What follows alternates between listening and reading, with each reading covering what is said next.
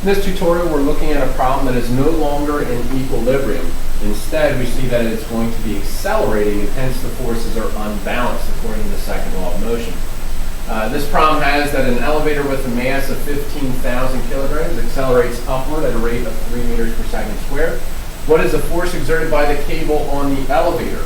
So we draw our free body diagram. We start the same way. We're on the earth, so there's a gravitational force. There is no surface, and so there is no normal or frictional force. However, there is a cable, and so there is a tension force which is upward. Next, we write down our givens. We are given that the acceleration is 3 meters per second squared, and that is up. And hence, the tension force should be drawn larger than the gravitational force, because the acceleration is in the direction of the net force, or the larger of the two forces. We know that the mass is 15,000 kilograms, and we want to find the tension force. So first thing, just as before, if we're given the mass, we actually want the gravitational force. So let's solve for that first. We have that gravitational force is mass times gravitational field. So we have 15,000 kilograms times 9.81 newtons per kilogram. And we get the gravitational force. We multiply those two together to be 147,150 newtons. Now the next step is, since we are not in equilibrium, according to the second law of motion, the total force is not equal to zero.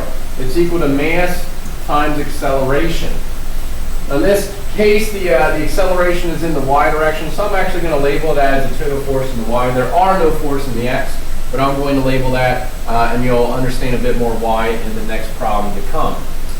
So the total force in the y direction, well, we have two of them. We have the tension, and we also have the gravitational force. And they add up to mass times acceleration. Now the tension is up, so that is positive. Gravitational force is down, so that's negative. We're asked to find the tension force. And so we need to know everything else in the problem, and we do. We know gravitational force, we know mass, we know acceleration. So we have tension minus 147,150 newtons is equal to 15,000 kilograms times 3 meters per second squared. We get the tension then, comes out to be 192,150 newtons. So this first problem, we only have forces in one direction. What we'll look at in the next problem is, what if we have forces in multiple directions?